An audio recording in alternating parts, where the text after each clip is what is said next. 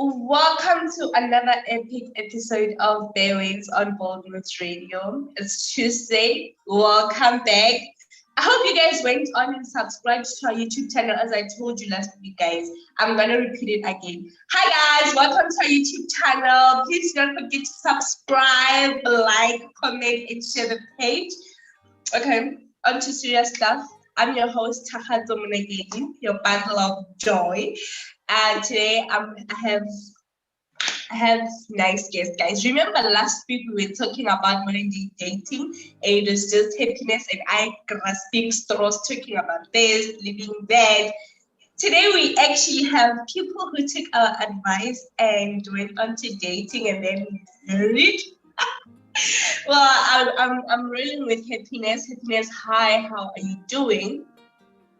Good evening, Tahato. I'm good. How are you? I am all right, my darling. How was your week? My week was very hectic. It was super hectic. And I'm also happy that Revotile Mavani, but I'm also sad at the fact that load shedding is still continuing. Petrol is going up. So I'm just confused for we being set up. Like how can we vote and suddenly we get the worst? I don't understand.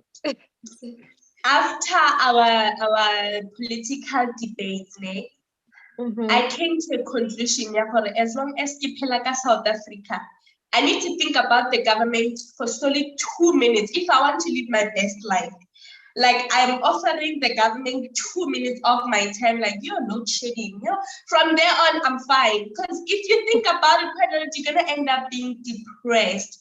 I'm surprised this thing is still continuing. I'm surprised, like people are writing their exams. Matriculations are actually in the middle of their exams and they have to write in the dark, just like 1994 when people started voting. Like it's just that's 2 minutes. The 2 minutes is up. On to good stuff, darling. So I'm actually looking forward to today's conversation. I'm actually looking forward to today's conversations because luckily it's not just going to be us advising you guys to go out on dates, live time when you live Peter. They're actually going to be someone who went out on a date with a Peter and came back as a Mrs. Peter. Well, their names are actually Bonani and Home. Hello, guys. How are you doing? Hello. Hi, happiness and health. I'm fine, and how are you guys doing? Good. We are happy that you're here. We're happy that you're here. Can you guys just introduce yourselves? I'll go first. Okay, sure, go first. Hi, everyone. My name is Bonani Baloi, and I'm married to Ho Baloi. We've been married for almost 3 years. I think now it's 2 years and 10 months. We're turning 3 years in February next year. And we dated for, I think, 9 months before we actually got married. So we've been together for like 3 years and a few months. So yeah, we actually met at church, and yeah, Church is the place. We met at church on a Wednesday service after church, and yeah, like they say, the rest is history. But I'll leave the rest to my husband and to detail everything. Must watch and pray. I'm writing that down. I'm actually taking notes. So, number one, go to church. Guys, very important, go to church. Number one, go to church. Number two, don't start on the Wednesday service. We always go Sunday, Mara, those midweek services. Hey, we should go to church for every service, ne? Yeah, true. Yeah. Then number two, we should watch and pray. Yeah, and with those Wednesday services, there are not too many people, so so you're able to interact. It's not like a Sunday service, so it must be strategic. Okay. Sorry, Tahato, last week we were actually having a conversation about what to look out for when choosing a partner, but not really marriage.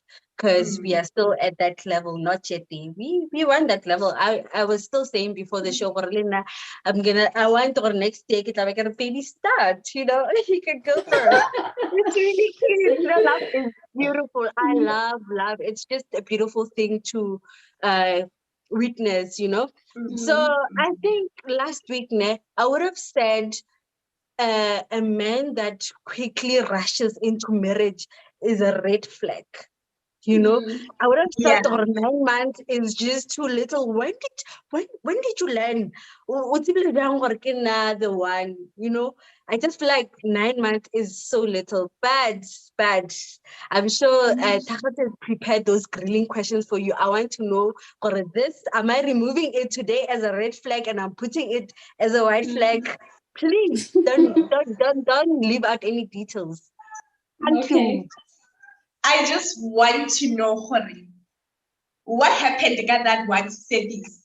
You know, you see in the movies, man, see, I'm gonna put myself in the steering because I love attention. So I'll be coming out there, and then when someone sees me, man, and they fall in love with me, over the slow motion, you know, those. You know, like, did that happen for you, Mr. Hori? Yeah. Well, I'll start because I'm the one who actually, you know, went after her. You know how it started? It actually took some time. You know, I will see her at church. I'll notice her. You know, and she was in the ushering team. So fortunately, you know, ushers don't never sit down. You know, they're always standing, ushering, and I do sound. Sound you sit at the back, so you've got the view of, you know, of everyone in the service and stuff. So I had my eye on her for quite some time, and you know, I was not, I'll say, maybe brave enough, you know, until that Wednesday service where I told myself, you know what, it would not hurt just to go and greet her and just, you know, ask for her numbers. In fact, I first looked for her on social media. You know, yeah, I looked for her. I knew her name. I looked for her and I knew her surname. She was actually a friend of my colleague. You know, so I actually went through via my colleague and asked him, you know, her name, her surname. And then I went and searched for her on social media. Unfortunately, she was not there. You know, she was not on Facebook.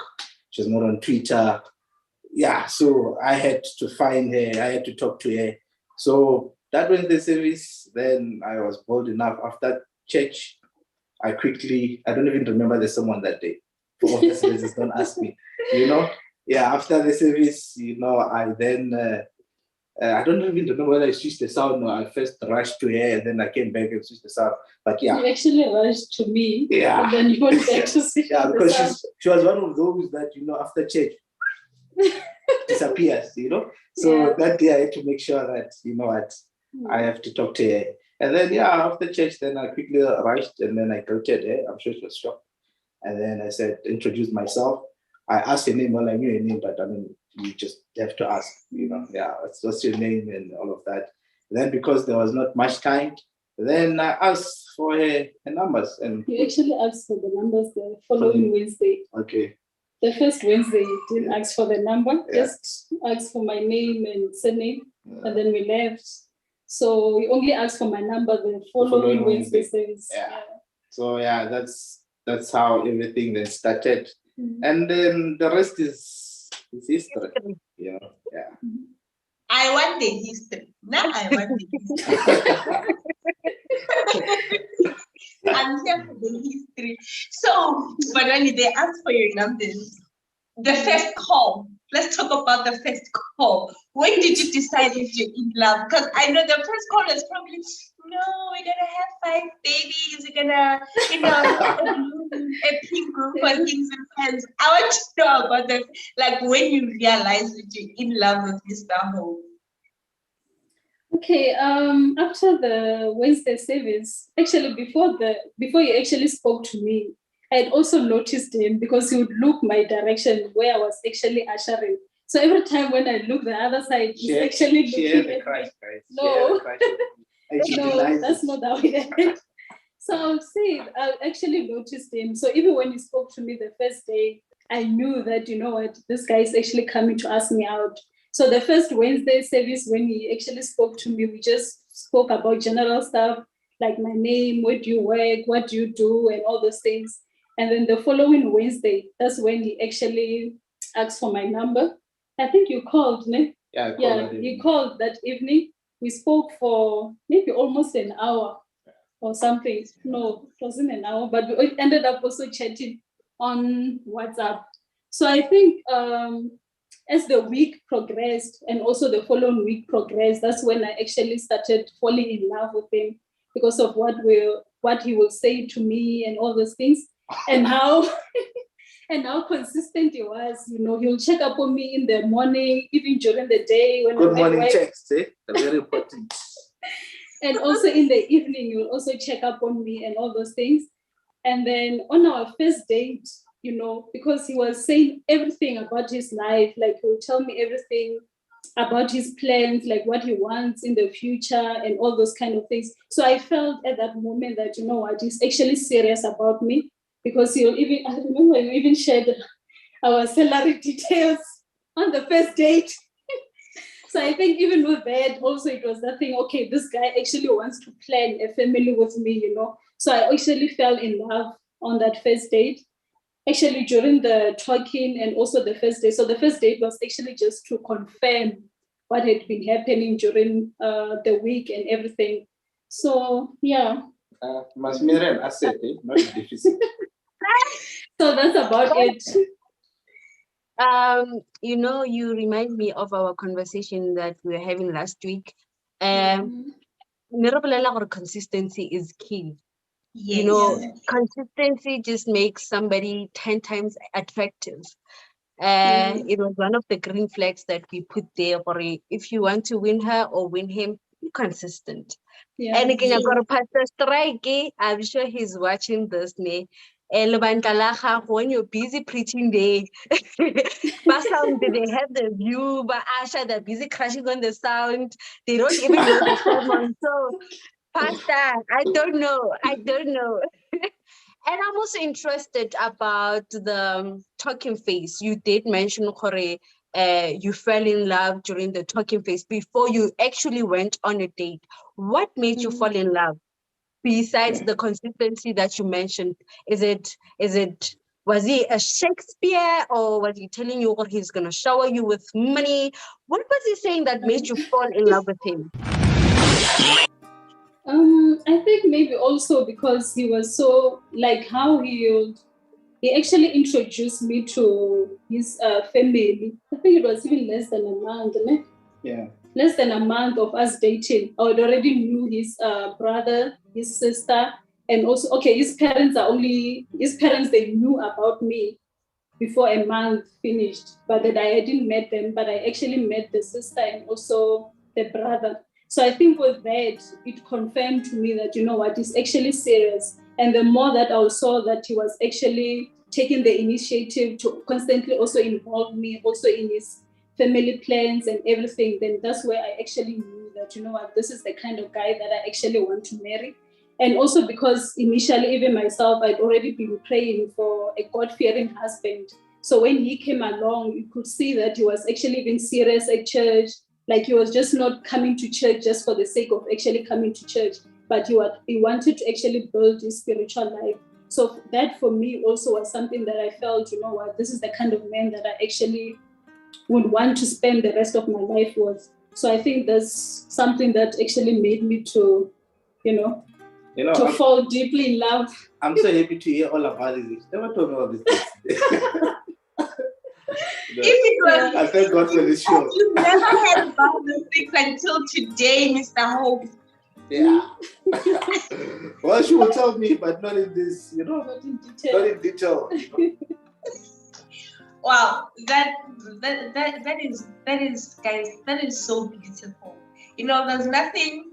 I feel like when somebody introduces you to their family, they are serious. Even if at the end it ends, because it's a huge thing to be introduced to the parents. You understand? Like, Mr. Hope, we would like you to write a list for the guys.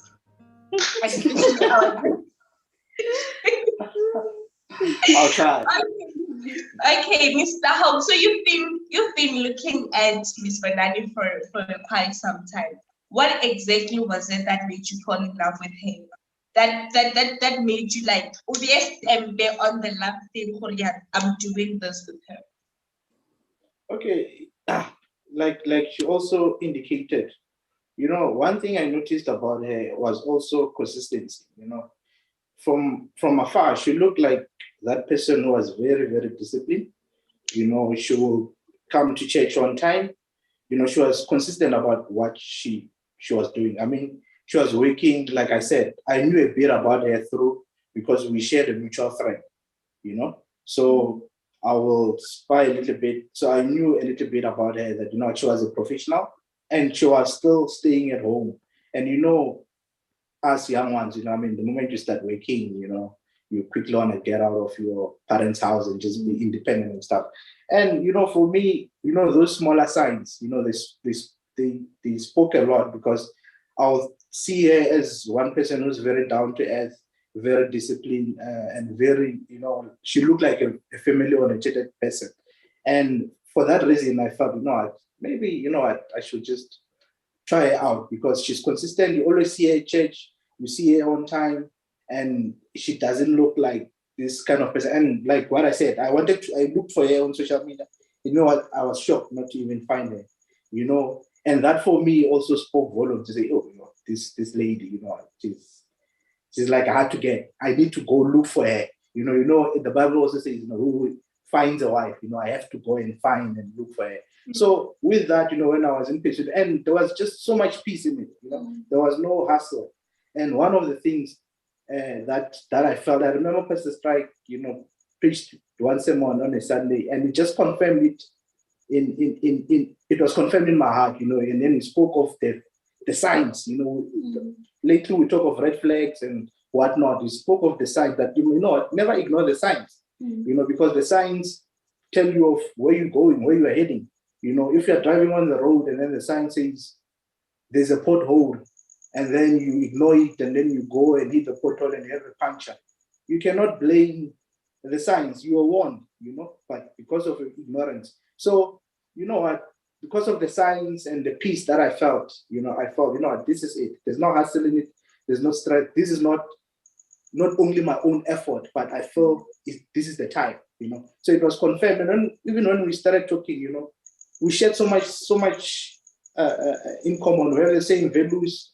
So it was so easy for me to actually also, I feel, this is the person that I want to introduce to my family, and this is the person that I see myself doing life with, So yeah, I guess that's just about it. I wouldn't say there's a 5 points or 5 signs or to look out for, but you do feel it, you do see the signs, the red flags. And when you see the signs, do not fight them, but adhere to them and follow the leadings of God, because we are always warned, but it's up to us to take it or leave it. Point number 3, do not fight the signs. Kape, I'm making a list. Point number 3, do not fight the signs. Happiness, I see your hands raised. Yes, he also said something that is amazing that confirms what we were saying last week. Relationships should actually be a peaceful place. It should be your go-to place after whatever. So you should know, I know I'm going to be okay. Regardless of what's happening in this world, I know that I'm going to be okay. And the other thing, which is important, we should carry each other's weights. We should do it together, working together makes things a lot easier. It makes you enjoy doing something. A task at work, if they give you somebody, it just seems like something very nice to do versus when you're just alone. And they share so much in common. It goes back to you, Tahatso. Or you couple they share so much in common. Tahatso, let me tell you, Tahatso or I'm not sure if or as are sharing anything in common with them, or just a few things in common, and they want it like that. You Um, know, to our my viewers, before you come in, my love, to our viewers, you are still tuned in Bay Waves, and we are tackling relationship matters. Right now, we are talking about transitioning from dating to marriage. We have a couple of comments. I just want to make a special shout out to our audience, those who are listening out, to those who are watching us on Facebook and YouTube. Um, Hello, what's up? And we also have a few comments. I'm just gonna bring them in because Ronald, a special one. Ali Santabi saying Licia. Ari, that is my favorite couple. And Ari, family orientated, discipline, consistency, faith. That's what I picked up from their relationship and marriage. So Balibulala, all flowers out there, you are relationship goals. And there's also our Prudence here. Prudence always engages. Ari, wow, within a month, then that's true when they say a man knows that you are the one from day one. He knows that he will wife you. Why do they take 10 years? 10 years to date. If he knows or you are the one, he'll just take you in. He doesn't have to take so long. You know, I think from that short period of time, and pick up what he wants. And if he doesn't, you are gonna be in that relationship for 10 years, then the ring, yeah, promise ring, which is gonna pull for 5 years, and from promise ring, another 5 years engagement. So yeah, and a man knows what they want in a woman and will make sure they act on it. That's what our audience is saying. So to our audience, please keep on engaging, throw in those questions, those comments. We'd love to hear. Do you think it's okay for a guy to marry within 9 months, or to introduce the wifey or the girlfriend within a month? I mean, I feel like a month, it's just that honeymoon phase more. I'm still showing you, I bath 3 times a day, I think I'm still carrying this image. I'm selling you an image. That's not really me. I can maintain that for at least 3 months, or a maximum of 3 months. But after that, I can go actually a week without bathing. So I don't know. Our audience, please be in the comment section. I'm also there. Back to you, Madam Host. You remember last week we talked about the honeymoon phase, and I said something like the honeymoon phase should end. Hi. Can you hear me? Oh, sorry. I think you Yes, lost me. yes, we can hear you. My apologies. 100. Last week I said something like the honeymoon phase shouldn't end. Now, personally, I want to feel like you're head over heels in love with me every day. Otherwise, I feel like Ujobana Beyonce and you don't like me anymore. So the honeymoon phase has to always be there. Like, make me feel like this. Miss Banana, do you feel like a princess of every day, or should we go look for a new Mr. Hope? No, I actually feel like a princess every day. Honestly speaking, like he's a wonderful man. Honestly, it's a wonderful husband. I don't think there's a day where I would say, "Yo, but why did I get married? Like, why did I say yes to him?" But every day I wake up being grateful that what God gave me, what I prayed for, even exceeded my expectations. So honestly, I'm grateful. I feel like a princess every day. Like it doesn't make me feel like there's days where maybe I'll want to call my mom and say, no, I'm coming back. I don't want to be in this house anymore. But every day it's just, it's just bliss. Like it's a honeymoon every single day. Obviously, there are challenges in any relationship, whether friendship or marriage and everything. But those challenges do not even outweigh what we actually share, the good times that we actually have, and all the special moments that we actually share. So I feel like, we're still in the honeymoon phase, which will last forever. The honeymoon phase will be there forever. It's not gonna end. So yeah. I love hearing that, guys. Personally, I love seeing Black women in love, and soft love that's gentle love, that's comfortable. Love this. Like I love Black women stories that do not involve struggles. You know, like I want that for all of us. And you know, one thing we like each other. You know, I think Do you remember I told you it. how important it is to be with someone? Can you guys hear me? No, we Yeah, we all can missed hear that. you now. So there was a network. Yeah. Okay, I was saying that I love how you guys like each other. Because hello. Is it my network? No, we can hear you now. Now we can hear you. Yeah. Okay. You said something like this. There's always misunderstandings and fights. How do you deal with misunderstandings? Do you fight with Mr. Baloy or do you fight with the misunderstanding? That's a tricky one. I think in the beginning, obviously, one makes mistakes, So in the beginning, we used to fight each other instead of actually tackling the issue at hand.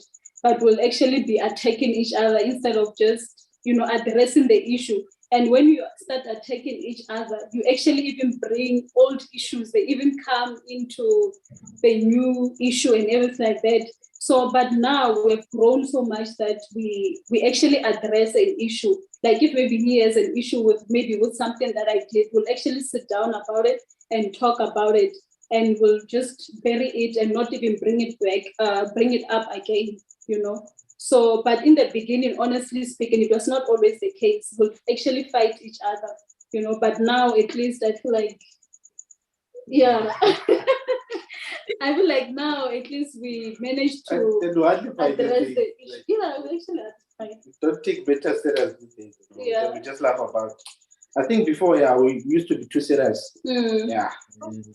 And I think maybe because we're adjusting from dating and also getting into marriage, So yeah. Who is always right between you and Mr. Baloy and Mr. Home? There's always someone who's always right. Yeah, I always have to apologize. I always have to apologize. Yeah. That's the key. Yeah. But the woman is always right, eh? I guess that's the I'm key. glad to hear that. I'm glad to hear that. Happiness knows something. Do you remember last week we were talking about the table where you get invited to? When I was listening to the Baloy story, there's nowhere where I had Mrs. Baloy saying I had to do this and do that to prove that I'm worthy of the table. So I think we should add that to the list for the girls, that you do not have to audition for the table. When the guy comes to you, they already know what you're bringing to the table. Does that make your confusion last week clear? No, I'm still sticking to what I was saying. Well, I was not saying you need to prove yourself. I think that whole thing, or knowing what the other person brings to the table, okay, during the talking phase. I mean, yeah, well, let me just say, and don't think this is it, this is it, not knowing or there's actually more. I'm probably coming with a baggage and all that. And when they learn that, they're like, oh, no, that's not what I wanted. So it's equally important to address such things. Okay, look, what are you bringing to the table? In a sense, okay, I said I want she said she wants a God-fearing man, and they're an atheist, So are they gonna take them in? That's what I actually meant. Number one, the first thing that the Baloys told us was to pray. Number one, that's how your table will be confirmed. You cannot pray for a God-fearing man and then want an atheist. Okay. The devil also hears these prayers. They can come disguised. As what you actually want. And I think that's how we come to these divorce rates. This ideal man that you're looking for, and next thing, it's something else. Okay, thank you. When did you guys decide to get married? Yeah, that's a tricky one.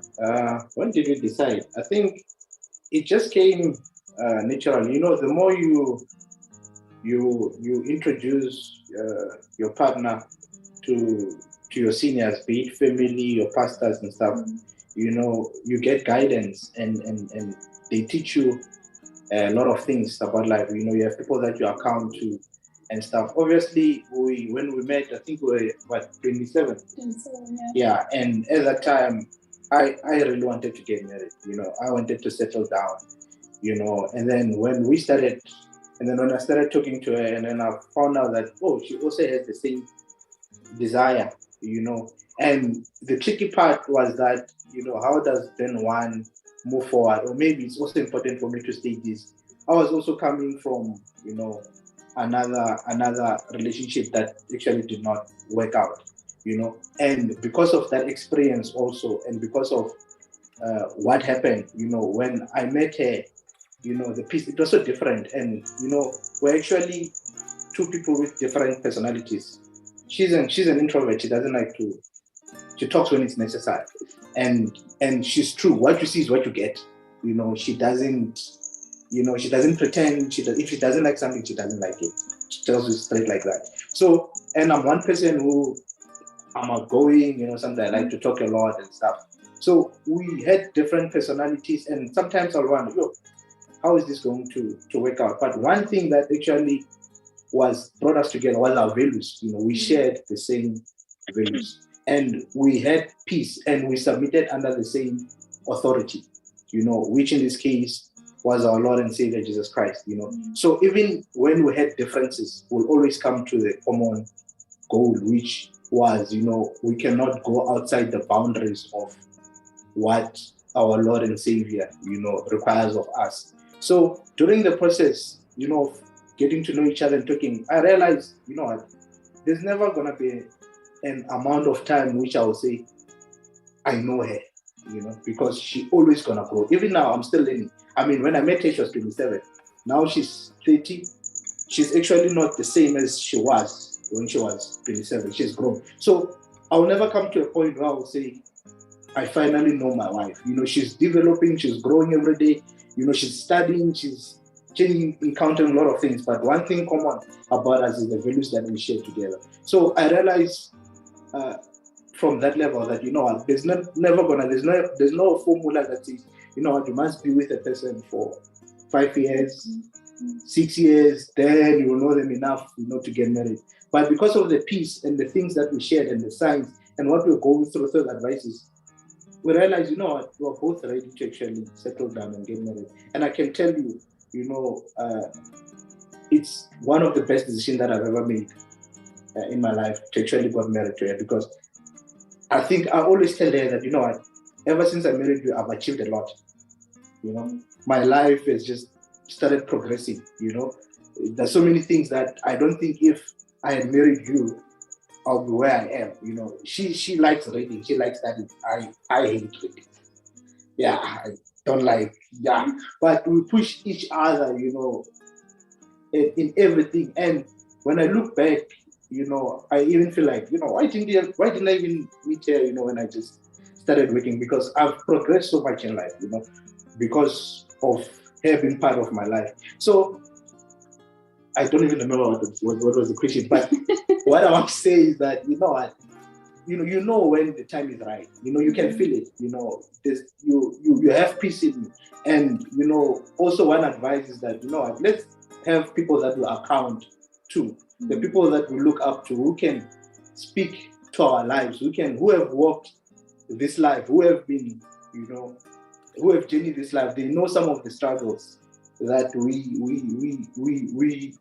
perhaps might want to fall into. You know, I remember one thing that I'll never forget, that Pastor Strike actually advised me. You know, he will say, "Oh, why do you want to have married people's problems while you're still single?" You know, and those are some of the things that it always, you know, creep in my mind, and I will think, you know what, with her, it was so different. You know, it was so peaceful that I enjoyed the moment. I lived, you know, for that moment, and I felt, you know what, we're young. You know, let's enjoy our youth, and that's what she came with. You know, I can say a lot, you know, about her. So that's how I felt that, at this peace, this is the right time, this is the right person, because we share the same goal, we share the same values, as much as we're different with our personalities, but there's always peace. We always, it just, we always click. She's I would like to say it this way, that we are actually the same because we are both unique. Yeah, I hope it makes sense. Yeah. I don't even remember what was the question, but yeah, whatever that I said, I hope it makes sense. Now this couple they want us to chop onions on air. Don't do that to us. Don't set us up. Before we go on our ad break, I just want to it's basically emphasizing what Mr. Baloi has said. Kore, relationships should bring out the best version of you. If wawana kore, it's bringing out the worst balek, and there's a gospel song balek. You don't have to pray about it. Run. If it doesn't bring the best version of you, run. Am I still here?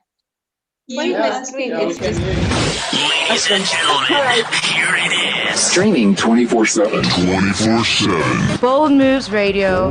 Bold Moves Radio. Afrika nakupenda sana, oh Afrika nakupenda sana.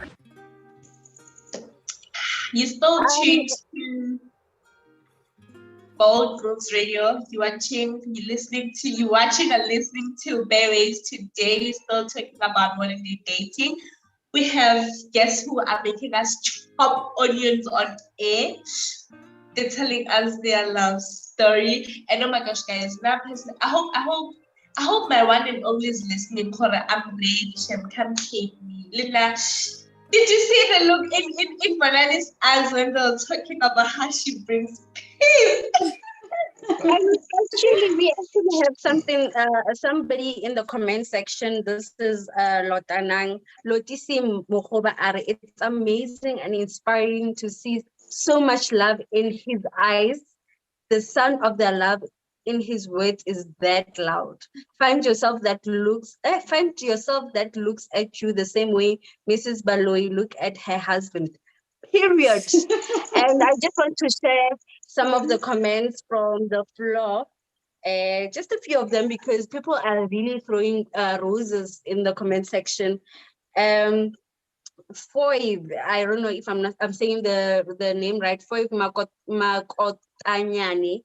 And what I love most about this relationship, Kore, it's God-centered. God is centered in this relationship or marriage. You cannot in any way doubt that. Indeed, if you make God your priority and trust him in all aspects of your life, he will exceed your expectations, like my friend Bonani said. I love you guys. And there's a question from the floor. Please note it down. How did you balance between your relationship, work, church, and family? Because this is what we mostly battle with within most relationships. So time to time, what are you saying? Yeah, basically she's asking how do you balance between relationship, work, church, and family? And the last question, how do they, from each other's perspective, fight temptations? That's all that I'm taking right now. So please, our audience there in the comment section, please just continue asking these questions, commenting, and I'm gonna just try to take most of them. So don't be demotivated when I don't read your comment. Yes, over to you, the Baloi family. Okay, I'll answer the first one on how we're balancing our family, career, and also our relationship. So while we were dating, honestly, it wasn't that difficult to balance family, career, and also relationship. Because I remember also when we started dating, I was actually still studying. I was studying part-time and also working. And that also, it didn't really affect me because he knew he was also supportive on what I was actually doing outside of just being in a relationship with him. And also in terms of family, because I was still staying at home, so every day we'll see each other like after work, and then later I'll go home. So obviously I will still be spending time with my own family, and also because he's from Guyana, so every month end he'll actually go home. So I was also not taking away his family time, even when we were still dating and everything. So I don't think we actually had problems with balancing it. It balanced. Like it was just balancing, So everything was just falling into place. Like there was no struggle in terms of, today I didn't manage to study because I had to be talking to you or all those kind of things. I actually will study, and I'll still pass and everything because he was also being supportive. So there was no need for me to actually have any struggles in terms of balancing family and also work and also our relationship. Also to add on what she's saying, I think it's also important to also be intentional about what you do and what you want, because in the beginning also we were intentional about it. I remember I told her on our first date that I want you to be my best friend. I have friends, but if we're gonna make this work, we need to be the best of friends. And she agreed to that, and we make sure that we always prioritize time for each other. And being the best of friends means, we share about everything. Like she's saying, I know sometimes she'll always, like she's saying, she was studying when we were dating.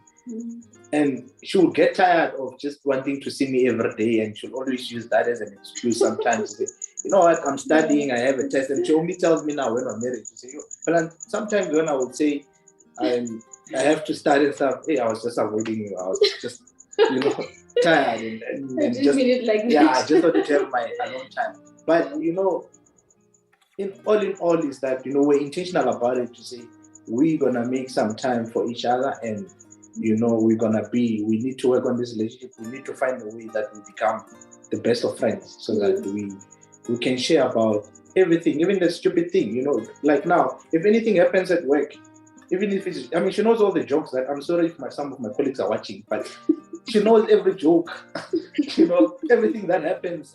I know everything that happens at the work, because we are the best of friends. And some people sometimes cannot get our joke, So for her, she gets every joke that I make, even if it's stupid, So she knows even all my colleagues.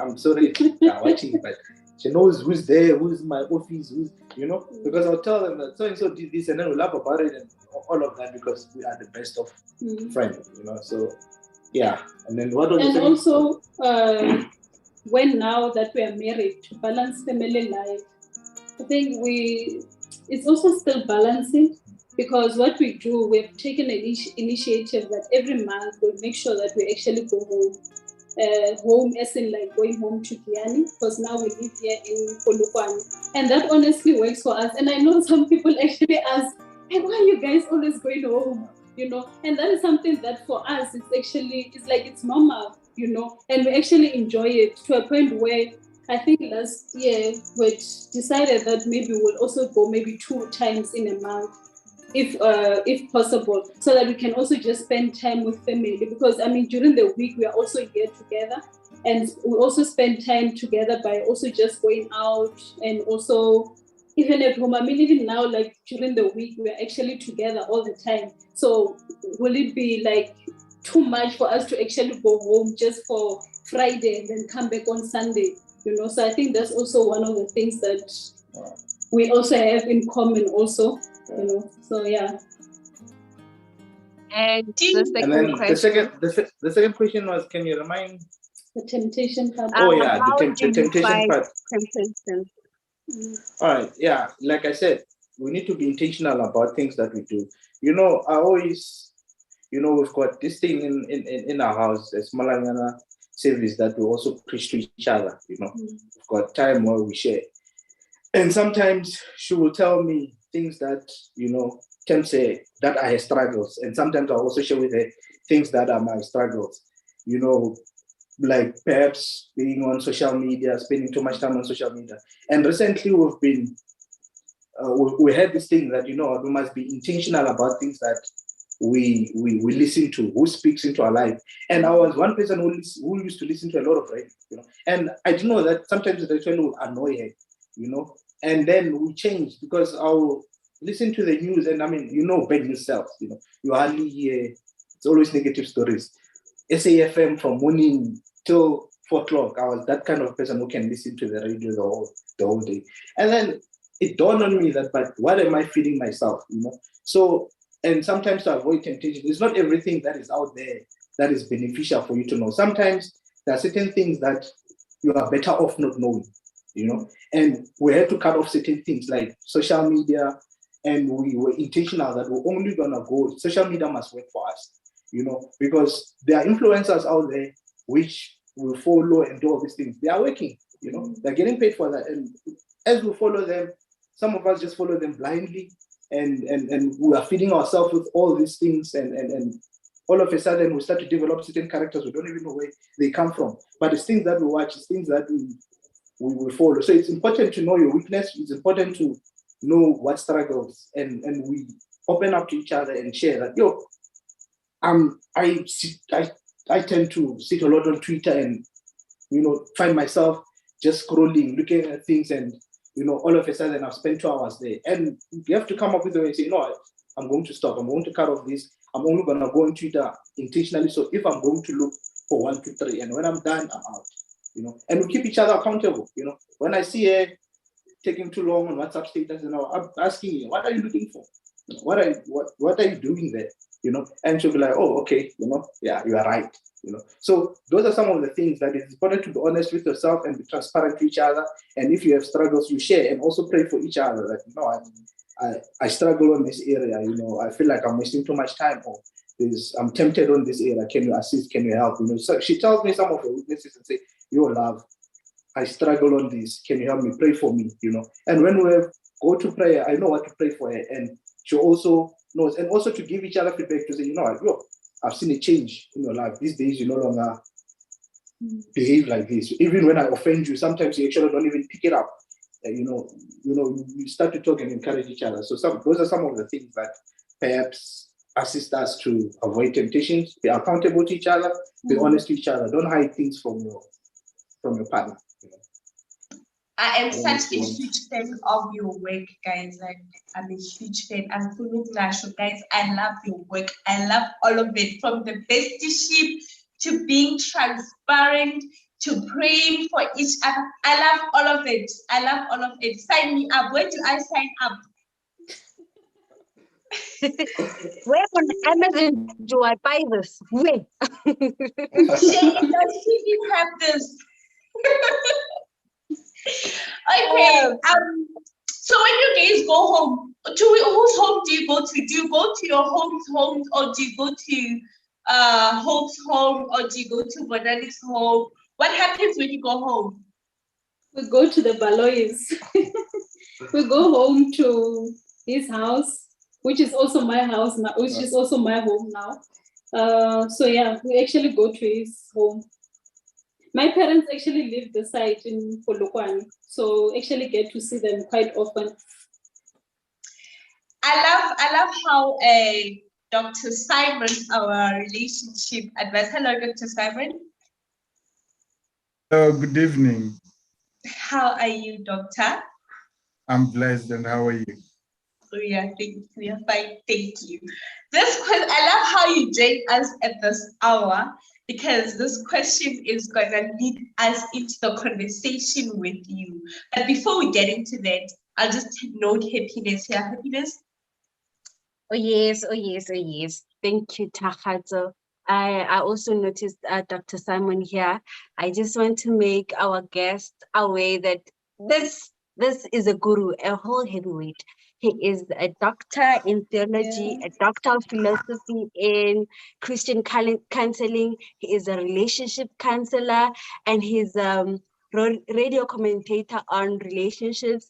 He is also an author of multiple books, which includes choosing a life partner and should I have stayed unmarried? Like reading these captions, the titles of the books, I'm so curious. I want to buy those books. I really want to buy it because the titles of the books are really, really interesting.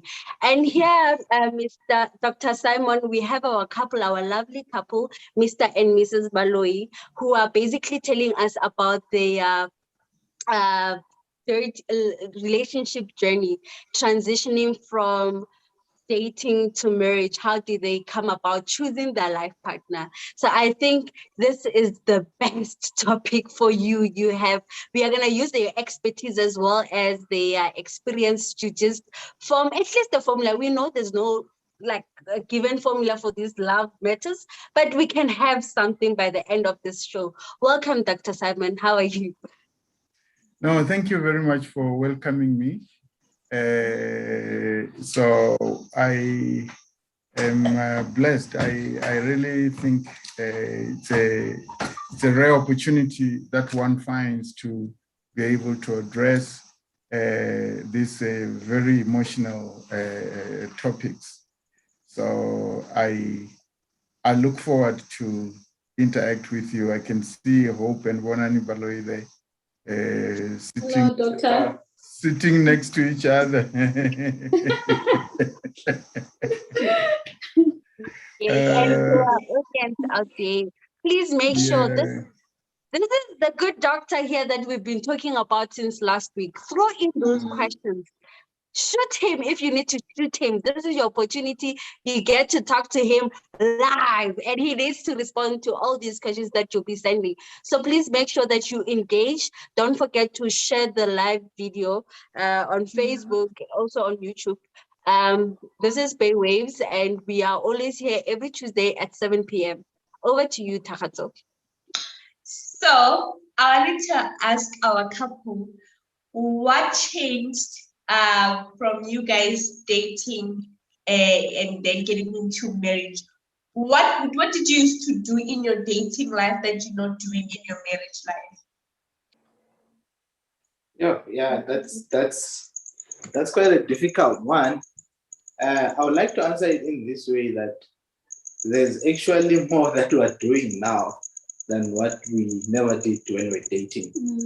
So there's actually things change for good, I mean, some are obvious reasons. I won't go into detail, but because now we're married, we've got the license, to do certain things that perhaps when we're still dating, you're not allowed to do. So in that regard, I would say there's actually a lot that actually changed for the better now that we are married, because also we get to spend time together, like just a mere one.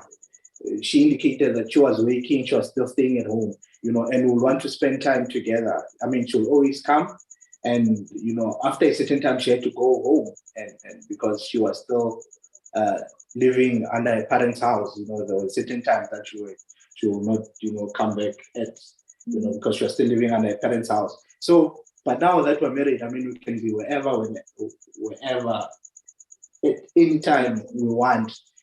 So those are some of the things that perhaps change for good now that we are married. I mean, the other one are obvious ones, which I'm not going to go into detail. Yeah, so I'll say a lot has changed for good, and now that we actually spend more time together, and we have lived longer married than dating, because we've actually dated for 9 months and actually lived 2 years and 10 months being married. So you can imagine that, during the transition period, we've actually spent less time dating and more time married. So we didn't have a chance to actually explore so much when we're dating.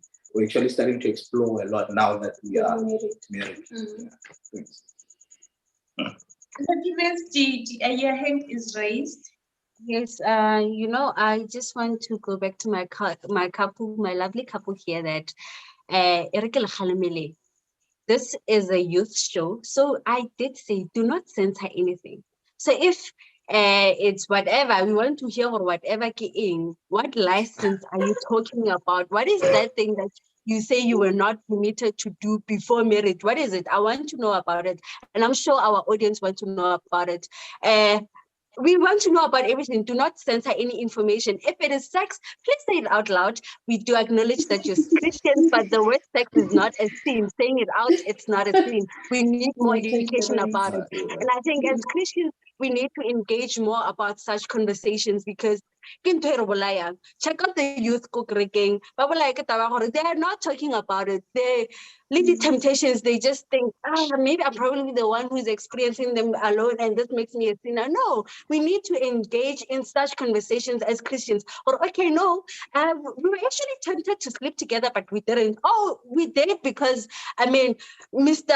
Hope, you knew or you wanted to marry her and she also said yes. So why didn't you just go into it if you didn't? Why didn't you just go into it because you already knew or this was going to be your wife? And I also want to start removing the sugar yum flowers right now and just go into the deep ones. I don't know, or Takatu does have them on the pipelines, but I would also want to know about Bonani's relationship with the mother-in-law. I also want to know about Hope's past relationship because he did mention he was out of a relationship and then within a month he already knew what about that one? Didn't you promise that one marriage? And if you didn't, why? Like, how long have you been together? I also want to know about that whole thing. So before we can even go to the good doctor, please address those ones. Thank you. Okay. I think let me pass to my wife this one of things. Sex. Two, the relationship with the mother-in-law. The third one is your past relationship. Okay. Let me pass the first two to my lovely wife. She will take over those ones, which then I'll answer the last one. Honestly, when we were dating, we decided that we're not going to be intimate, so feels weird talking about it. So we decided that no, we're not going to have sex because obviously sex before marriage is a sin, So it was one of the things. I think also it helped that maybe I was still staying at home. I'm not sure if maybe that's also one of the things, but we never really had temptations. I think there was a time you actually said we must look at the bigger picture because we still have a long time to actually be together, to actually do all those things that like have sex, like married couples and stuff. So what's the point of actually having it outside of marriage, whereas we can actually enjoy it freely so inside marriage, without any guilt, without feeling any guilt, without asking ourselves, does my mother know?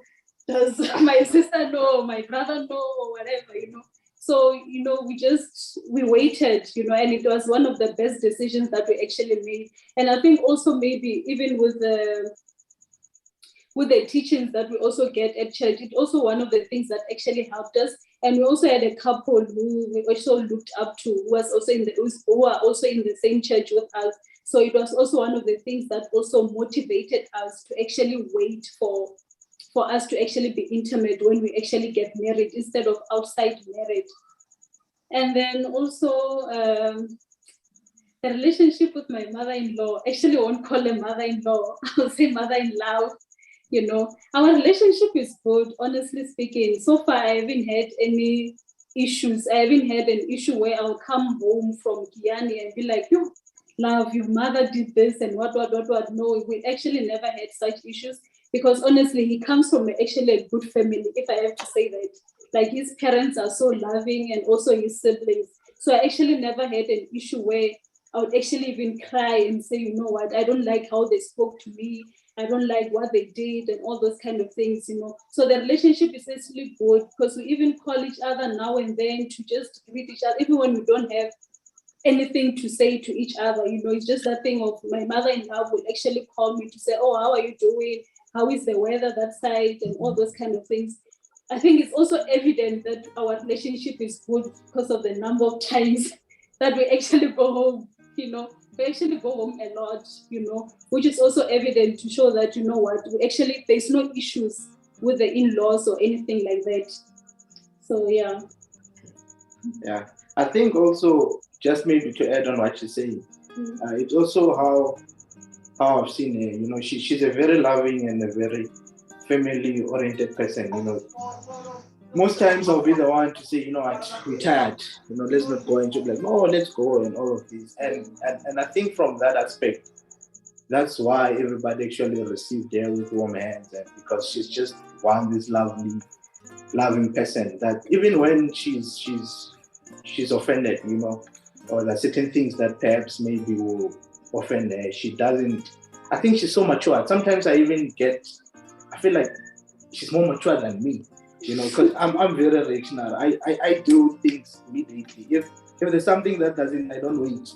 And I always tell her that, but it helps me not to hold grudges, because I deal with it immediately. But you always come back and say, love, this and that, and I'll be amazed to say, but you actually never showed it. You look like, and I think that's the character in her that actually make maybe the relationship to be actually nice and smooth, because she never picks up offenses. Even if they are, you'll never see it in her until she speaks it up. Okay, coming to the last question, my past relationship. I think the first question was, how long was it? It was actually very long, longer than I've dated my wife. Yeah, it was long. I think it was more than 2 years. So, and obviously as a Christian brother, you enter into a relationship because the end goal is marriage, and like I said, it's important to be accountable to people that you look up to, and actually have people that speak into your life and be submitted under the same authority. It's key. However, like I said, the issue of signs, when you are forcing things, you can tell that this, I'm forcing it. It's my own effort, because you get tired, there's too many fights, that things until such time where, the back of the camera just breaks. There's nothing that you cannot, things are just out there. This is just to end. And I'm thankful for my mentors. I'm thankful for my pastors, Pastor Strike and Jolene, who will be open enough and tell me straight away that, what, this is not going to work. The signs are there, but you're just ignoring them. It's been there, and not one sign, things after another. So it's a message also to young people who are out there that, what, anything, the Bible says the blessing of the Lord maketh one rich, and it adds no sorrow. The blessing there does not only refers to man. Marriage is a blessing from God. It adds no sorrow. Anything that comes with sorrow, even if it can look good, even if it's money, is not from God, because the promises of God are that the blessing of the Lord maketh one rich, and it adds no sorrow. So you should not be sorrowful. As a young person whom you are aspiring to get married, you should be excited about going into marriage, not be solving about married people's problems yet you're not even married. You are not there yet. Enjoy the moment. Enjoy where you are now. So those are some of the things that one encountered, and I'm thankful enough for being taught and having listened. Because at the time it looked like, this is going to be hard, because you're thinking, I've been with this person for a very long time. It's better that, this saying, it's better the devil you know than, the devil you do not know. But it's not always the case, believe me. Trust in God and allow the Holy Spirit to lead you. So those are some of the things that, signs were there. Things could have ended way earlier before it got bad. The person, I ignored them. Partner ignored them. We were constantly fighting. Hence, when I met her, I knew straight away that this is different. This is from God, because there's no sorrow in it. Thank you. Thank you, the Baloyi family. To our audience, you are still watching Baywaves, and we are talking about modern day dating. I have noted down all questions in the comment section, and I promise you I'll be sending them straight to the Baloyi family before the end of the show. Right now, we're just going to take a quick ad break before we start engaging Dr. Silence. Ladies and gentlemen, here it is. Streaming 24/7. 24/7. Bold News Radio. Afrika nakupenda sana. Oh, Afrika nakupenda sana. Okay, and we are back. That was beautiful, guys. I love how they explained everything. I love how they brought us into it. But now I've lost direction of what I wanted to ask the person. Okay. I can pull through for you. Kikule, what's this? Hello. I had who's this Bonani talking about sex before marriage is a sin. So kinakopitisha Dr. Simon, or there's no scripture, an actual scripture that quotes that. So as the doctor of philosophy in Christian counseling, can you please just direct us, or how did people come about that whole thing, yeah, sex before marriage is a sin? Well, it's there in Leviticus. Yes, you can throw in a scripture for reference. I will be looking at it. Although it doesn't say directly sex before marriage, it's sin. It says that if you have sex with someone, you must just marry them. So it's very clear that sex is a no-go area before marriage. And there are reasons why that is like that. I think last week I put a comment to say, when the scripture says, the two shall become one flesh, that is one flesh that happens when you have sex. When you have sex, which is meant to be a one-way street, you share everything, spiritual orientation, spiritual backgrounds, you share even in the semen and other fluids, and you actually share also the DNA. So I must say here, I have also invited Professor Muraro Doyoyo, the world-renowned innovator who invents a lot of things. He's a partner in a number of things. So you can see he actually joined in there. So we have to ensure that, instead of questioning, questioning why it must not be done, what must not be done or whether sex must be done, you need to ask, why is it that this is the only thing that you cannot do before marriage? You can eat together, you can do everything together except this. Because you can imagine if you share your DNA with a man or with a woman, and after 2 years of sleeping together, you part ways and you go and share yourself. You share a lot of DNA with all other people. And I said with you that's why if you stay together with someone for many years, one way or the other, people will say you look alike.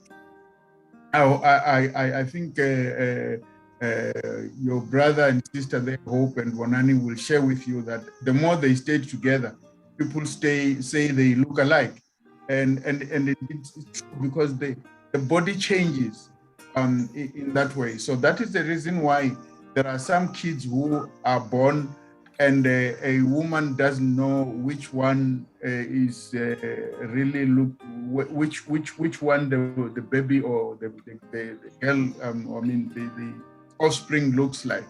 So these are very pertinent issues, because with sex you share yourself, you share your conscience, your aspirations. So that's why it is a no-go area. But I know young people are doing it. But the moment you do it, you need to know that you have actually put a vote of no confidence. That is the recipe to destroy your relationship. Most of the relationships that start with sex marriage, they don't go very long, because the other thing is the rest of the things you can do together, you can eat together, you can wash together, you can do together, but immediately you do that, and that's the reason why people must be married. Remember, let me share with you, even the big houses that you see people building, are you aware that it's meant that you must just have safe sex in a good home? so people build homes just to have sex in it, because it's the thing. Once you have sex before marriage, you will not see the reason to get married. That's why there are a lot of young people who stay together at university. I mean, I've been dean of students at the University of Venda. You find that there are, young people who, when they are on campus, they stay married. They divorce only during holiday. When they go home, each one goes home to their homes. And in most cases, those relationships don't go very far because, remember, if you sleep with a boy or a girl or a person before marriage, you have actually destroyed all the resistance. So you're not very sure if you part with them, whether they're not going to sleep with someone. So you already start a lot of doubts, in your relationship. So it's not go area, but when people do it, they must know that they are actually destroying their own relationship and they destroy the trust. You think you loving someone, but by having sex, you're actually sowing mistrust and vote of no confidence on yourself and on the other person. And I think that's very, very important. That you must just know what you're doing. Not that will stop you from doing, the problem is with sex, once you do it, it's meant not to be stopped until you all are separated by death, because it's something that God has put not only for our enjoyment, but for procreation as well. And I was researching that, among animals, the only animal that has sex for pleasure is a dolphin. The rest actually have sex for procreation. So you can see that God has meant this, that it must be done with a clean conscience. Now, once you know it, and actually there's the conscience you grow up at home tells you it must not be done. That's why if you're not married, you do it in hiding without anyone telling you that you're doing wrong. You know it must not be done. It's just natural. And something that you do in hiding gives you very bad conscience. You know you can just hide your conscience, but you know when you appear before God, you have actually sinned. And continue to live a life of sin. It doesn't give you happiness. That's why there's so many people who have got high blood pressure already as young people, because you're living in sin. Sin makes you live a life of misery. You may look successful on the outside, but deep down, you know that there are things that are not on, So, yeah, those are some of the things. I can see the hopes and the Bonani have raised their hands, perhaps because I asked them to question or whatever. No, thanks, Doc. I think it's just to in testament of what you're actually saying, that it's actually true. Maybe to also go back to the question that I was asked earlier, just to add on another thing that actually assisted. It's what you are raising now that actually assisted for me to actually cut off the previous relationship and actually not even have any attachment, because there was no sexual activity between myself and my previous partner, and it was so easy for me to actually even move forward. And I'm so grateful for that, because it's true also what Doctor is saying, that once you start engaging in sex, it's like the more you engage, you start to have more appetite for it, and I'm thankful that I've only engaged it with my wife now, because now it's safe to have it, no matter how much appetite I have, it's in safe hands now, so it's one of the things, just to add that, living a pure life, actually, it's for your own good, it's you're protecting yourself. It allowed one to actually transition, also to move without having any attachment, emotional, physical, from one's previous relationship, and also to feel like, I've never violated anyone. This thing has happened, it was no one's fault, but it was just not meant to be, and you're able to move on in that regard. So I just wanted to say, what Doc is saying is actually true. Thank you. I just want to add that yes, the Balois do look alike. I've been wanting to say that the whole time that they do look alike. But that's how sacrifice a mouth. And yeah, it goes back to what we were saying last week, Jorge. You should stop, like completely stop just giving away their bodies to anyone who's just ready to take it. Like they should abolish their friends with benefits thing. They should abolish just meaningless sex. They should abolish one night stands. They should just abolish giving their bodies to just anyone. Because just as the doctor has said, not only are you just sharing a part of yourself, you're also sharing your whole the whole DNA of your lineage. 17 years ago through you. You're actually finding a lot of people just with just your act. That is why like and I like how he said that you find us giving birth to a child that we can't even locate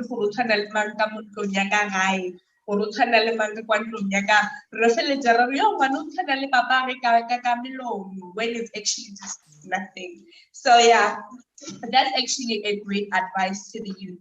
I also wanted to ask our relationship advisor that what are some of the things that shouldn't change when we move from dating to marriage? Like I know there are things that we should leave behind in dating, but then what are the things that we should take with us when we go from dating and getting into marriage?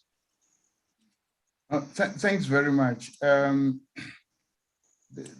Last time I spoke about,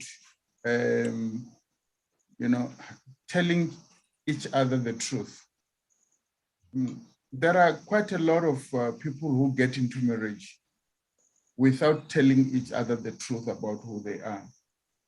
And one of the things that make young people or people not to have time to talk about a number of things, it's actually getting involved in sex, as I'm saying. Once people start having sex before marriage, they can't even spend time talking about a number of issues.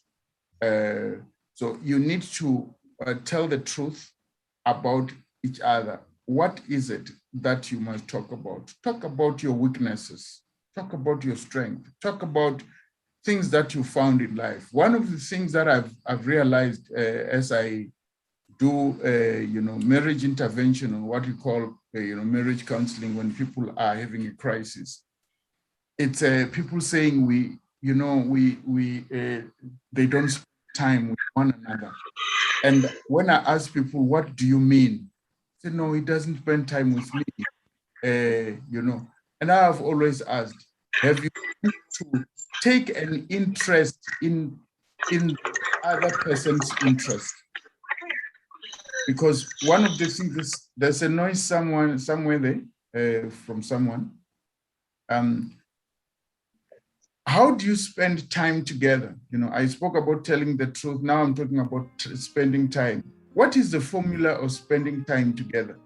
There's this notion that people want to have seen on TV where people spend time perhaps at the, at the nature reserve or whatever. But I said, the formula of spending time together, it's taking each other very seriously, spending time in the kitchen. If your partner is cooking when you're married, it starts where you actually create just in the interest of the other person, so that when you meet, talk about what you like. Begin to spend time together doing that. That's why when you choose a partner, you also have to look at whether you are compatible in terms of education. I mean, if you just find someone who has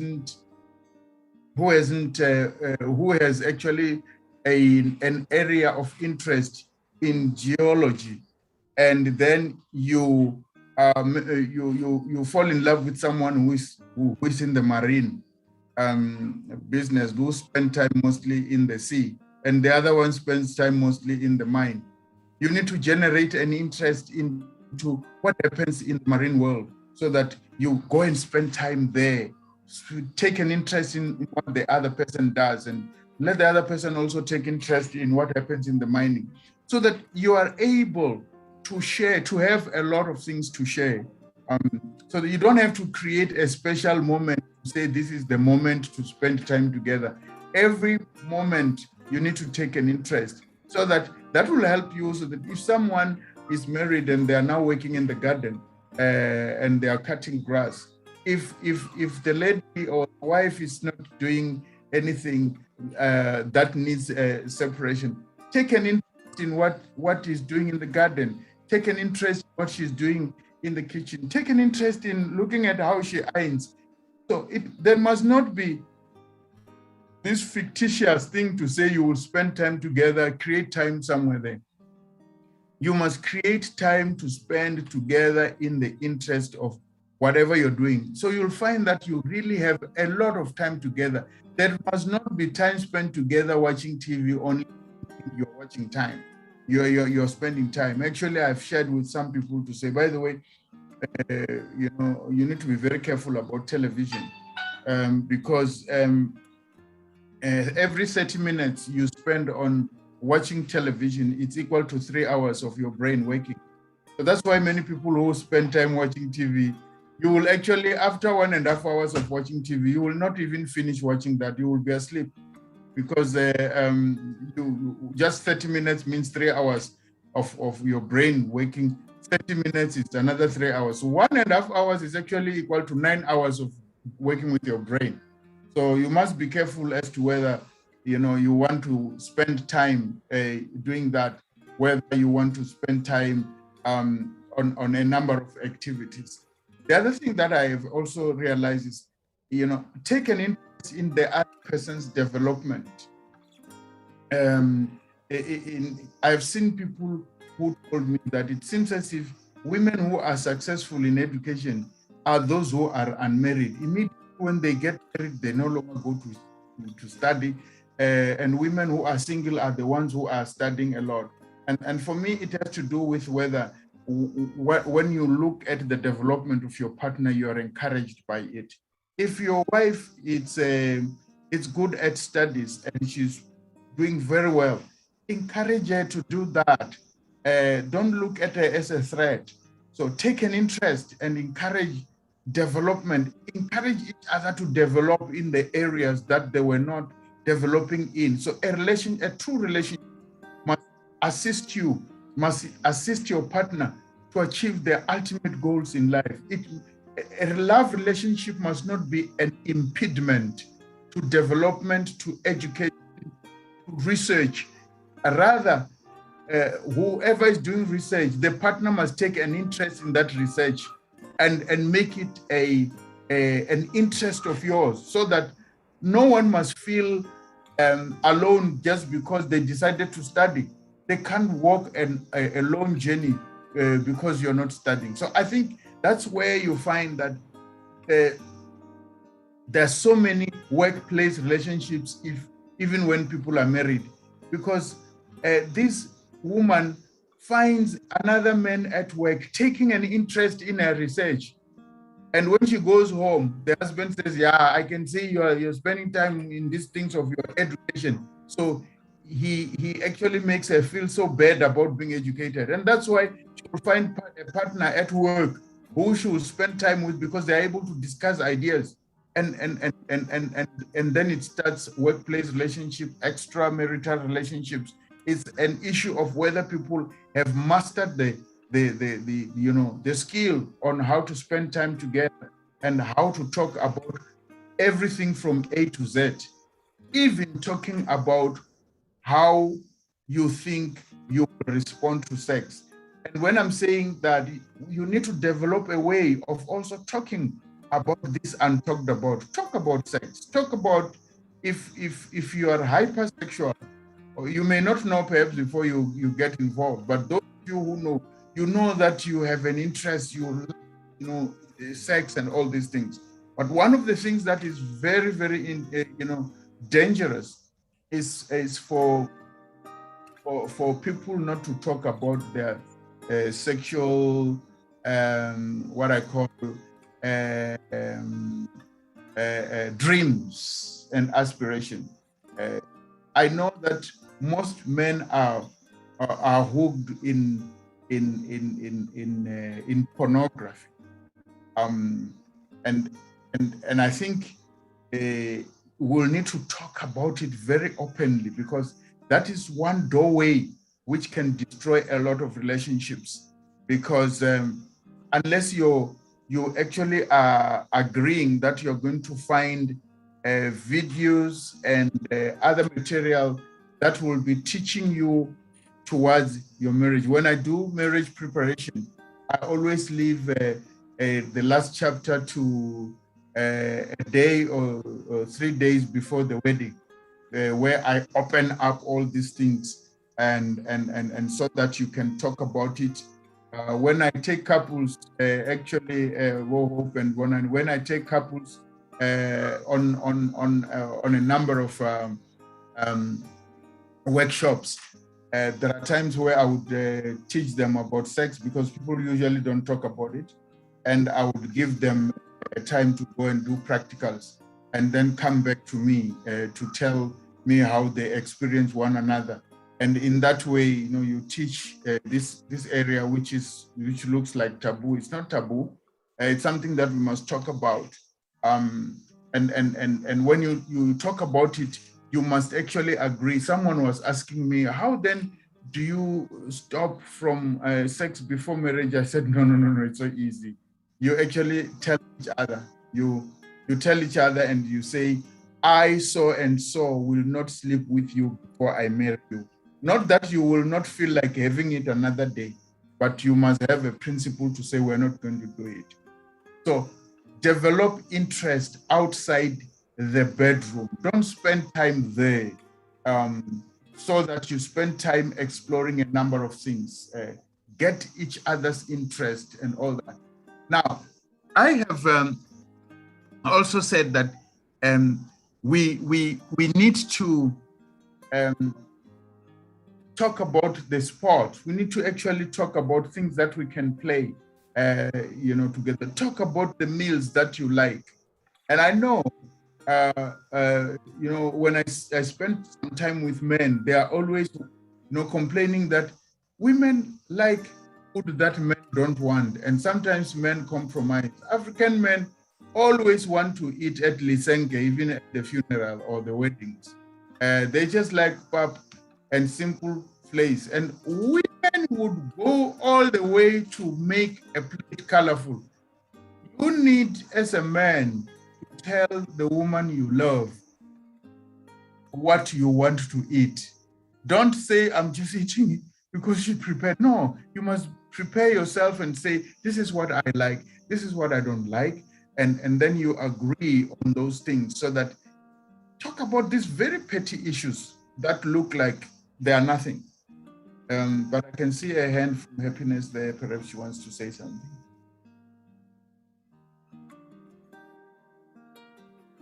Thank you, Doctor. I see you are in your line of expertise. You just straight in there. Well, there's also a burning question from the floor. Before we get on it, I just want to thank everybody for engaging. Don't stop commenting. Please continue sending through the comments, sharing the live stream. And I should also advise you that we are officially closing the comment section at 20:45. So throw everything in right now, and then for any question that is not answered on the live airing, it will be answered after the airing. Mr. and Mrs. Baloyi are also gonna go there by the comment section and just answer the questions that have been addressed to them personally. So there's a burning question from the floor. I'll just advise my good doctor to just keep it short, because we are running out of time. It's 30 minutes to closing. This is a question from Prudence. The Christian way, how do we cleanse ourselves from past intimate relationships? How do we remove soul ties? This one is addressed to you, Dr. Simon. Very difficult, but the first thing to do is to be open about it. Honestly, the young people who have not started involving themselves with intimate relationships, it's precisely that thing that will haunt you. They say the first cut is the deepest, and first impressions last. Someone said that a woman would hardly forget her first sexual experience, no matter what happens. So you must know that if you have a sexual encounter so intimate with the person, it will always stay there. But the best thing is to be able to open enough to share. Don't get into a relationship and pretend to be an angel. You're not an angel. You're just a human being who has erred in the past, who has made mistakes. The best is to share about your experiences.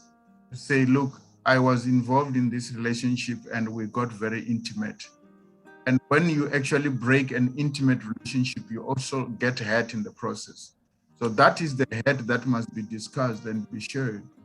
And the more you share about it with your new partner, the more support you're actually going to get and the more understanding.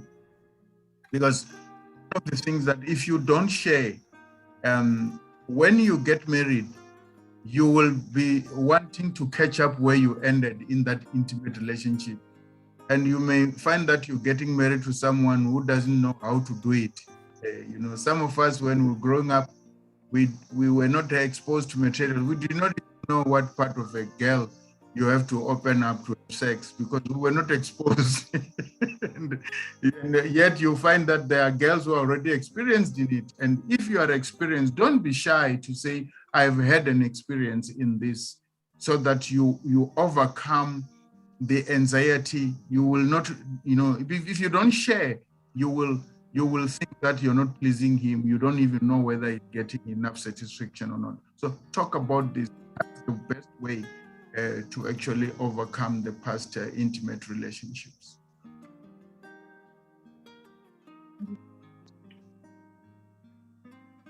Yes, I think I have tried. Thank you, Doctor. Over to the Madam Host. Takhato, your mic is still muted. Thank you. The good doctor has said quite a lot of things, and I just love how almost everything that he said, we were already told about them by our couple. So it's been scientifically proven that it works, guys. Talking about it works. Being open works. Telling your wife the jokes from work works. Telling your wife everything, it works, guys. It works. So that list that we created in the beginning, praying, watching and praying. I love to add the third one there for me. Anything that is not from God is gonna bring sorrow. Is that right? Am I saying it right? That everything that's not from God is sorrowful. So if you feel like that something is sorrowful, even if it looks pretty on the outside, do not fight the signs. That's number 3 and number 4. So now we'll be tossing our list, making it number 5 on the list, because it'll create a little formula, something that's gonna help us navigate this thing. And about the soul type things, I think the most important thing is to forgive yourself if you didn't know that you were doing something wrong. Because most of the time we just told, do not have sex if you're not married. But then we do it and then we end up feeling bad that something like this happened. But I'm glad that we were educated about it. That sometimes, we do it. But if you find yourself tied to someone, forgive yourself for you didn't know it was just, and when they told you to not have sex out of marriage, they know by a way of just shutting you off, of just slicing you out of the nice things. It was a way of protecting you from stuff. So do forgive yourself.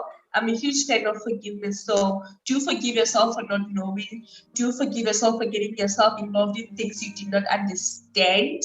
And it's okay. It's okay. That Pastor gave us a way of breaking it.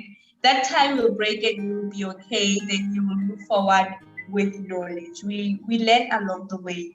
We learn along the way. I don't know. I do not have a lot of questions left right now. We are about to close our comment section in about 10 minutes, I think. Yeah. So yeah, I don't know. I don't know if you want to add anything, Happiness, before I bring the closing statement. No, I'm just listening to you right now, and I'm like, baby girl is experiencing the same thing with me. What's up? The sinuses are killing you, huh? I can see the sinus attack. I caught hay fever like a few weeks ago, so I've been battling hay fever ever since. So I'm down bad. We lost Happiness there, but yeah, you back. Yes, no. Because of the hay fever and the sinus attack, I think we deserve a little break, and we'll continue with the questions to the good doctor. Yay! Yes.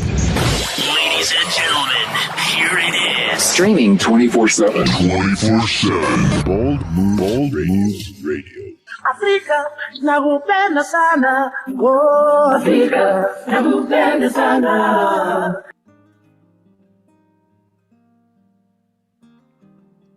Thank you. Welcome back. You're still tuned in Bayways, and we are talking about relationship matters, modern day dating.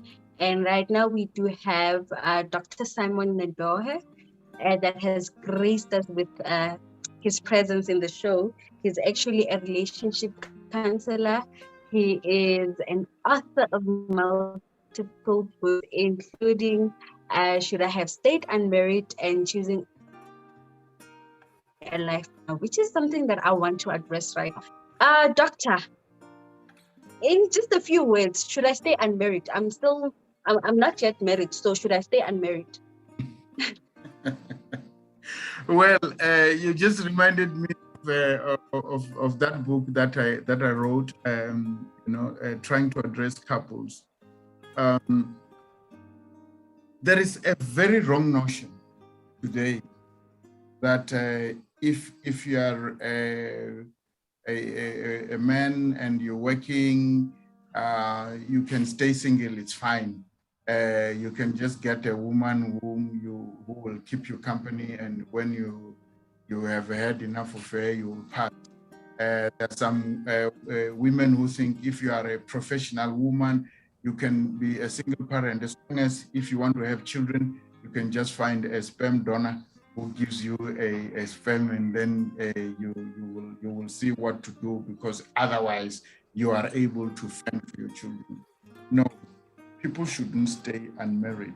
But that book, when I was writing it, I was also addressing the challenge of women and men who stay in marriage, and it becomes so bitter, and they don't know why they got married in the first place. And they ask themselves, should I perhaps have just stayed unmarried, because this marriage is so painful? Marriage is not supposed to be painful. It's something that must be enjoyed, not endured. You see, now people need to know there is a certain stage in your growth that your parents will no more make sense. Even if they have everything, there'll come a time where, as a girl, after 24, 25, you lose interest in these people. When you are a young man, there are times you lose, even if they invite you at a table, it doesn't make sense anymore, because you need to be joined to another person as you grow up. So you should not stay unmarried, because marriage is just good. But you must know that in marriage, you're not getting into marriage to change another person. No, you don't. At the same time, there are things that you must keep on raising, so that you should know that the person you marry is the person you influence. And if your lifestyle is so good, you don't have to say to your partner, change my lifestyle. your partner will look at it and say, hey, I want to do the way he does. And that's very interesting. Mm. Okay, thank you. Otherwise, I was saying, if you stay unmarried, you will start enjoying things of those who are married.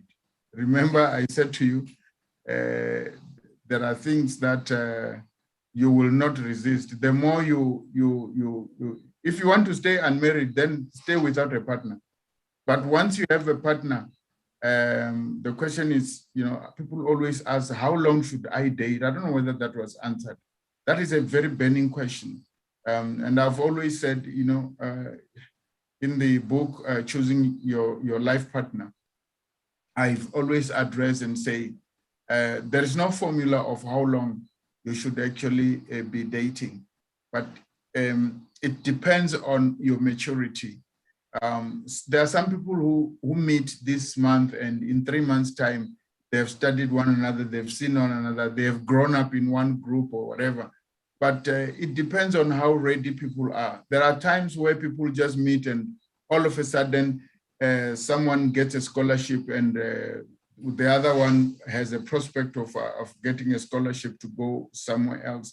And then they quickly get married after they have met for 3 months. It depends on the circumstances that make you get married. But usually people say 12 months to 24 months, it's enough if you're opening up to one another. So that you are able to get into that kind of a marriage. But don't stay unmarried, otherwise you stay in sorrow.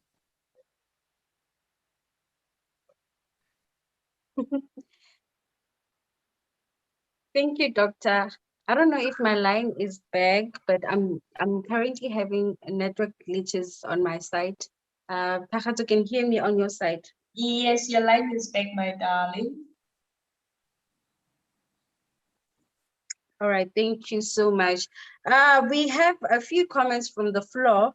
Prudence, I wish time was a bit longer. I enjoy and want to hear more from our guest speakers. This topic touched me where I never thought I'll be touched. I am just having a lot of questions. If you're like Prudence, you feel like you have a lot of questions, you have 2 minutes remaining. Exactly 2 minutes. Throw in those questions before we close our comment section at 20:45. Before I pass the mic back to the host, I just want to ask Dr. Nedoha to give us a bit of a summary on the book Choosing a Life Partner. Mr. and Mrs. Baloyi had already told us how did they come about choosing their life partners and choosing each other. So I just want to know from the book, what would Doctor, just use 5 of them, if you can summarize them. Thank you very much. This is a very short book, but I had to make it bigger because I wanted to publish it on Amazon. And on Amazon, if your book it's more than 100 pages, it becomes a very good book in terms of the paperback or the hard copy. It goes out very well. But it has a few chapters. In chapter 1, I answered the question: should one have a partner in the first place, or we can just stay without one? In chapter 2, I asked what is the right age to choose a partner. That's where I get into detail on the right time. And one of the things that I say is wait until you have actually left high school, because love is so strong that it can grab you and you can fail your studies because of it. So you need to be very careful. Even at university or tertiary, I always say, wait until you complete your first year. Perhaps when you're doing your second year, try and get that. And I also advise guys to say, please pose girls at the university. Don't say when you're doing course 2 at the university, you go and propose a grade 11 learner. You will confuse their life. Get your challenge. make sure that educated girls also get educated men to marry at the university. Now I go to chapter 3 where I say, how does one know the right partner? I get into the details. But in that one, I also say, there are red flags in your relationship. Immediately you see the red flags. Immediately you see that there are problems. Immediately raise them. Don't try and pretend that everything is fine when it's not. Then in chapter 4, I go into the history of dating and all that. In chapter 5, I say now, how do you choose a partner? What words do you say to a partner? Do you go to a partner and tell her, I had a dream about you? And I always say, people dream about 3 things, I think. People dream about things that they're afraid of, the things that they love, and things that they hate. Those are 3 dream areas. And then I go to chapter 6 where I define what does it mean. How do you know that you are in love? You know, where I say you forget to eat, you catch yourself smiling, you can't look at the person, you're a bit shy. You think about them when you are getting dressed in the morning, and you realize you miss them when they are not around. You get jealousy if someone gets closer to them.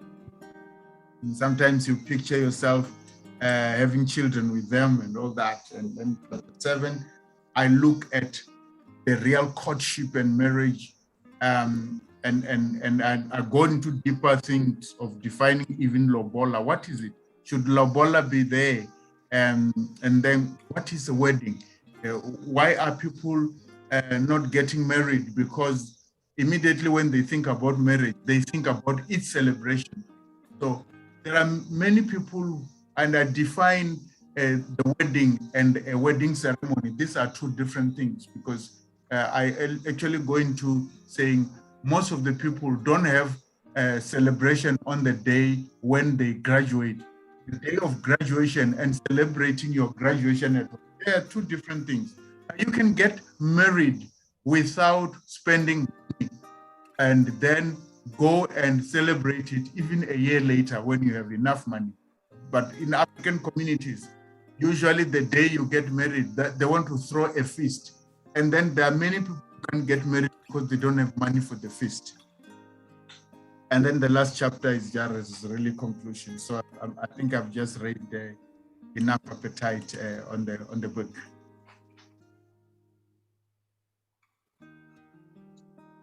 Thank you, Doctor. I'm just gonna pass the mic back to our main host, Takatso. Over to you. Take your ship back.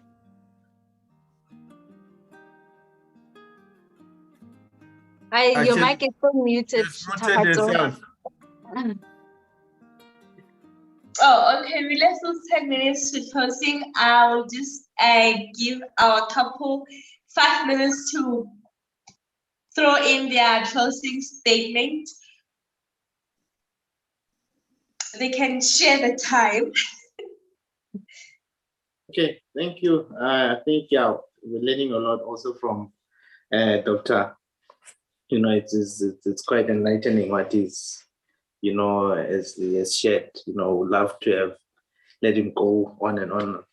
But from my side, just me to share first, my closing statement is that, yeah, I would like to emphasize also on what the doctor has said, that guys, you know, let's not be afraid of marriage. Marriage is a beautiful thing, you know, and with the relationships that perhaps you find yourself in, let's just be in it with the intention to just get married, you know, take the advices and be watchful of those red flags, you know, do not ignore the signs and be accountable to someone. It helps, you know, don't do this life on your own, you know, speak out, let people advise you, because many of the challenges that we do come across, somebody has gone through them and they've overcome them. And if we bottle things up, we can fight things that perhaps you are not even supposed to be fighting. So that's just my advice from my side, that, yeah, you know, let's, I know the world talks of marriage as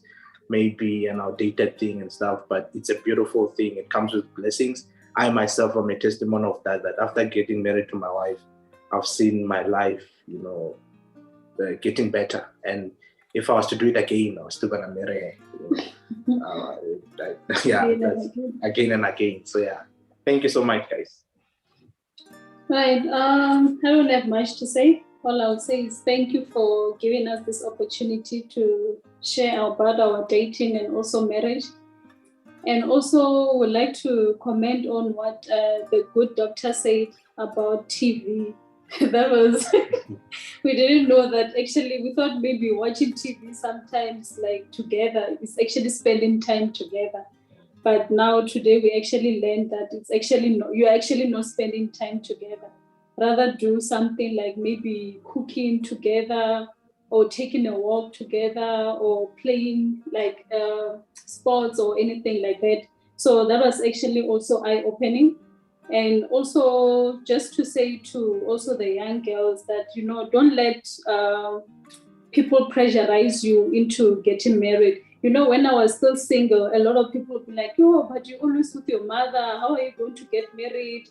Hey, your age mates are married," and all those kind of things. Because once you give in to that pressure, you're actually going to end up with someone who you actually don't love, or you actually just getting married for the sake of pleasing your neighbors or pleasing your peers and stuff like that. So also just wait on the Lord and pray about it.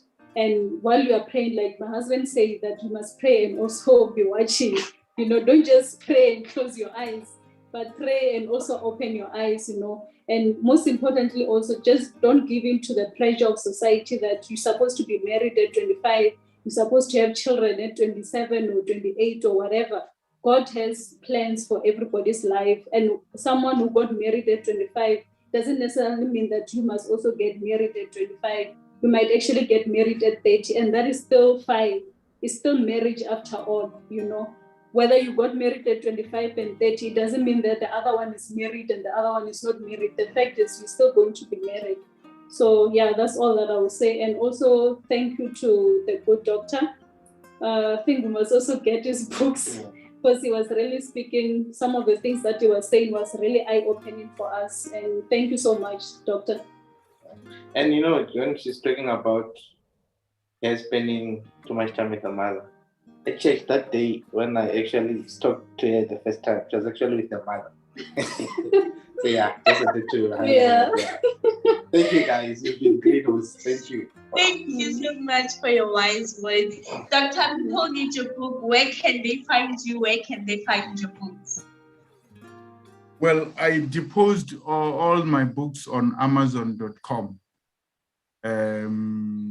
so that anyone who needs them, you just go to Amazon.com. You choose whether you want to buy paperback, which is a hard copy, which will take a week to come to you, or whether you want to buy a Kindle edition. Kindle is the soft copy, which immediately after paying EFT, you download it into your phone or into your laptop.